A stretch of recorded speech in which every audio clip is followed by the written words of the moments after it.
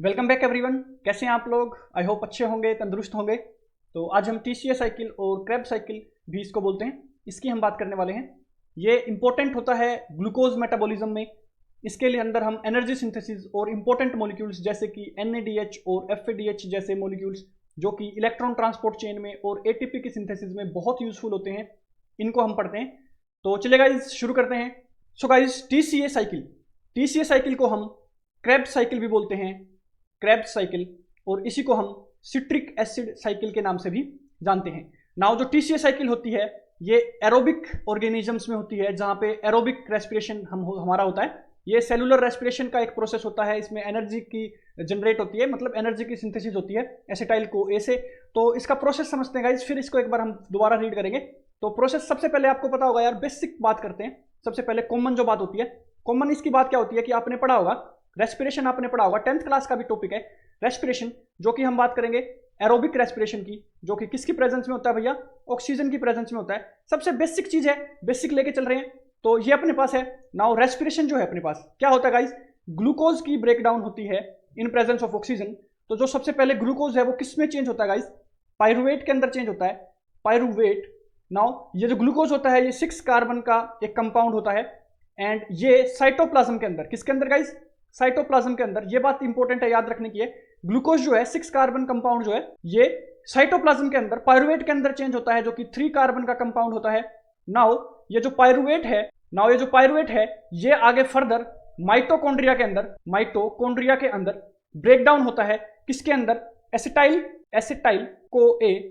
CoA भी इसको कोई बोलते हैं। नाउ एसिटाइल CoA जो अपना फॉर्म हुआ है ये आगे फर्दर किसके अंदर जाता है? क्रेब साइकिल के अंदर जाता है। इसी को अपन क्या बोलते हैं? सिट्रिक एसिड साइकिल और टीसीए साइकिल, ये इसके अंदर जाता है। एंड देन इंपॉर्टेंट जो है, यहां तक आपको पता होना चाहिए, ये बेसिक था। नाउ जो ये एसिटाइल CoA जाता है क्रेब साइकिल के अंदर, इसके अंदर एंजाइम्स कौन से यूज होते हैं, क्या क्या प्रोडक्ट इसके अंदर बनता है, कैसे वो साइकिल के अंदर होता है, उसका सब कुछ आपको याद रखना है। आपको ट्रिक भी बताएंगे, ट्रिक से आपको इंपॉर्टेंट जो होंगे वो याद करना सिखा देंगे। नाउ ये जो अपनी क्रेब साइकिल होती है, ये जो एसिटाइल को एंजाइम ए जो है, ये जब इसके अंदर क्रेब साइकिल के अंदर जाता है, इसका मेन एम क्या है, मेन गोल क्या है? इसका जो मेन गोल है गाइस, इसका जो मेन गोल है वो क्या होता है? NADH और FADH2, ये दो क्या होते हैं? इंपॉर्टेंट मॉलिक्यूल्स होते हैं। इनकी सिंथेसिस का इनका मेन रोल होता है, synthesis of NADH and FADH2। ये क्या करते हैं गाइस? ये इलेक्ट्रॉन ट्रांसपोर्ट चेन के अंदर काम आते हैं, और ADP से ATP तक की जो जर्नी होती है, मतलब ATP फॉर्मेशन जो होता है ADP से, उसके अंदर आगे रिएक्शंस के अंदर टेक पार्ट करते हैं ये इनिशियल जो मॉलिक्यूल्स होते हैं। नाउ इनकी सिंथेसिस हम करते हैं क्रेब साइकिल के अंदर।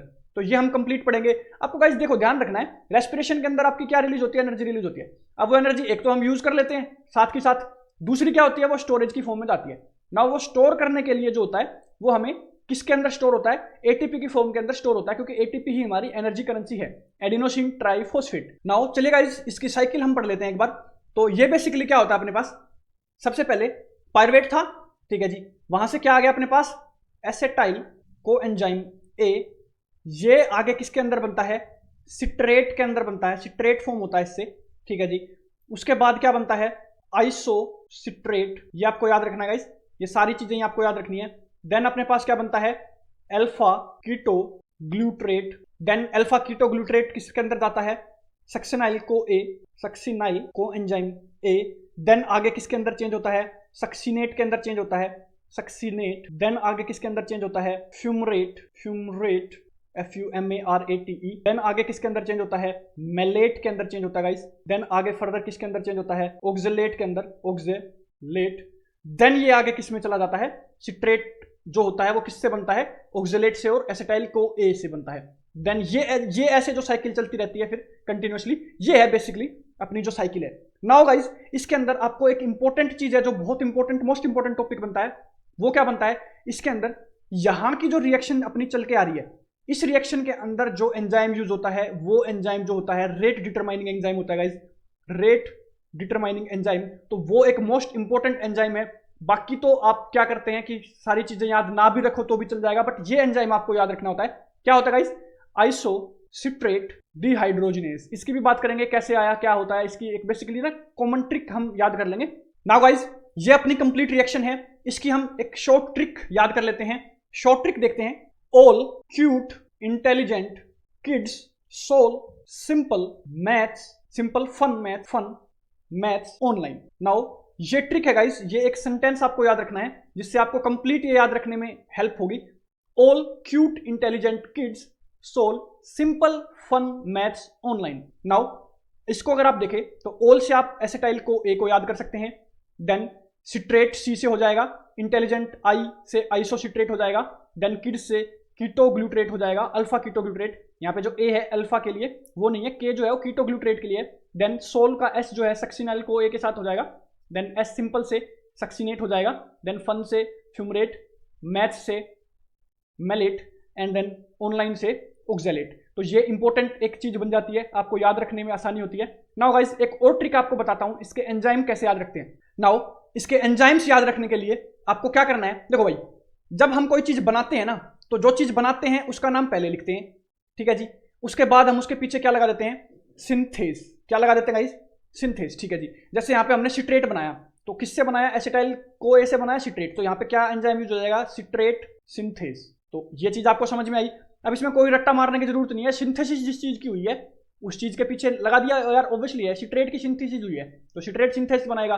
देन आइसोसिट्रेट के लिए ये आपको याद रखना है गाइस, ये क्या होता है, एकोनिटेस नाम का एक एंजाइम होता है, ये यूज होता है। देन जो चीज अपने पास पहले होती है उसको अगर हम ब्रेक डाउन करें तो या तो उसके पीछे ASE लगा देते हैं, या तो ASC लगा देते हैं उसके पीछे, या क्या लगाते हैं, डिहाइड्रोजिनेस लगाते हैं। अब डिहाइड्रोजिनेस का मतलब क्या है कि उसके अंदर से हाइड्रोजन का रिमूव करके एक नया कंपाउंड बना देना। तो देखो आइसोसिट्रेट से हमने अल्फा कीटोग्लूट्रेट बनाया तो आइसोसिट्रेट से चेंज हुआ आइसोसिट्रेट डिहाइड्रोजिनेस। समझ में आया आपको, आइसोसिट्रेट डिहाइड्रोजिनेस। नाउ ऐसे ही सक्सिनाइल को ए और सक्सिनेट है, जैसे मान लो सक्सिनेट है, सक्सिनेट से हमने फ्यूमरेट बनाया तो इसका क्या यूज हो जाएगा, इसका भी हो जाएगा सक्सिनेट डिहाइड्रोजिनेस, ठीक है जी। उसके बाद फ्यूमरेट है, फ्यूमरेट का ब्रेकडाउन हुआ है तो फ्यूमरेज लगा दिया। क्या लगा दिया, फ्यूम FUMRASE। मैंने क्या बताया था, ASC लगा देंगे तब ब्रेकडाउन होता है और डिहाइड्रोजिनेस लगा देंगे तब भी ब्रेकडाउन होता है। देखो जब सिंथेस लगाना होता है तो जो बन रहा होता है ना उसके पीछे सिंथेस लगाना होता है, और ये ASC और डिहाइड्रोजिनेस जब लगाना होता है जब उससे पहले वाले के। अब जैसे मान लो आइसोसिट्रेट से क्या बन रहा था, अल्फा कीटोग्लूट्रेट, तो आइसोसिट्रेट डिहाइड्रोजिनेस लगाएंगे। ऐसे ही फ्यूमरेज लगाएंगे मेलेट बनते हुए, ऐसे ही मेलेट से आगे जाएंगे तो क्या बनाएंगे, मेलेट डिहाइड्रोजिनेस लगा देंगे भैया, मेलेट डिहाइड्रोजिनेस। नाउ सक्सिनाइल को ए से सक्सिनेट बनाते हुए क्या लगाएंगे, देखो सक्सिनेट से बना रहे हैं और यहां पे क्या लगता है, थायोकाइनेज। नाउ एक तो ये याद रखने का है आपको इंपॉर्टेंट है, और एक ये याद रखने का आपको इंपॉर्टेंट है। ये दोनों अगर आपको याद हो गए तो ये कंप्लीट आपको याद हो जाएगी। और ये क्या होता है, यहां पे भी क्या यूज होता है, कीटोग्लूट्रेट डिहाइड्रोजिनेस, ठीक है जी। अब जहां पे इंपॉर्टेंट है, अब यहां पे एक चीज और याद रखनी है भैया, ये तो बन रहा है ठीक है, अब यहां पे कहां कहां NADH और FADH भी बन रहा है, क्योंकि देखो NADH और FADH ही तो बनाना था ना अपने को, उसी की तो फॉर्मेशन करनी थी। अब यहाँ पे साथ में क्या यूज होता है, ADP इसके अंदर यूज होता है, ठीक है जी। और बाहर क्या निकल के आता है अपने पास, बाहर निकल के आता है ATP। समझ में आया, तो यही तो हम कर रहे थे। नाउ ये आपकी इंपॉर्टेंट है, आप इसका स्क्रीनशॉट ले लीजिए अच्छे से। नाउ देखो यहाँ पे हमने डिहाइड्रोजिनेस यूज हुआ था तो यहाँ पे NADH बन रहा है, यहाँ पे भी डिहाइड्रोजिनेस यूज हुआ, यहाँ पे भी NADH बन रहा है, यहाँ पे भी डिहाइड्रोजिनेस यूज हुआ, यहाँ पे FADH2 बन रहा है, यहाँ पे भी डिहाइड्रोजिनेस यूज हुआ, यहाँ पे भी NADH बन रहा है। तो जहां जहां पे भी डिहाइड्रोजिनेस वाला एंजाइम यूज हो रहा है वहां पे क्या बन रहा है, NADH बन रहा है, बस एक को छोड़ के। समझ में आया बात, तो वहां पे बन रहा है। तो देखो कितने बने, 3 तो बन गए NADH और एक बन गया FADH2 मॉलिक्यूल। समझ में आया, तो 3 NADH के मॉलिक्यूल बनते हैं और एक FADH2 का मॉलिक्यूल बनता है। तो ये थी आपकी बेसिकली क्रेब साइकिल। इसके अंदर आपको इंपॉर्टेंट है, बार बार आप इसको पढ़िए। नाउ गाइस एग्जाम में कैसे लिखेंगे आप इसको, एग्जाम में देखो इसके स्टेप्स लिखने होते हैं। अब गाइस आपको ना जो जो चीज फॉर्म हो रही है उस चीज को एक स्टेटमेंट फॉर्म में लिख देना है। जैसे मान लो अपन क्या लिखेंगे, फर्स्ट स्टेप में क्या लिखेंगे, फर्स्ट स्टेप में सिट्रिक एसिड, या इसको क्या बोलते हैं हम, इसी को सिट्रेट बोलते हैं, ठीक है। यहाँ पे ये क्या है अपने पास, आइसोसिट्रिक एसिड, इसी को हम आइसोसिट्रेट बोलते हैं, ठीक है ना, सेम ही चीज है, कोई ज्यादा डिफरेंस नहीं है।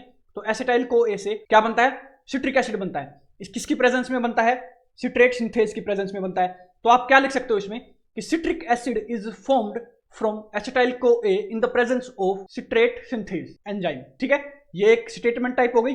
उसके बाद आगे इसकी स्टेटमेंट लिख सकते हो नेक्स्ट स्टेप में, देन आगे नेक्स्ट स्टेप में इसकी स्टेटमेंट लिख सकते हो। देन बेसिकली ना ये स्टेप होता है लिखने का। अगर आप डायरेक्ट इसको बना के आ जाओगे तो आपको मार्क्स नहीं मिलेंगे ना यार, तो ऑब्वियसली आपको कुछ तो और लिखना पड़ेगा।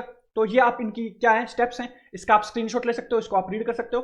आगे फर्दर स्टेप्स आपके पास ये रहे, तो यहाँ तक आपके पास हैं। देन आपको आई होप वीडियो पसंद आई होगी। अगर वीडियो अच्छी लगी है तो please like share and subscribe to our channel. Thank you guys, मिलते हैं नए कंटेंट के साथ। Thank you so much.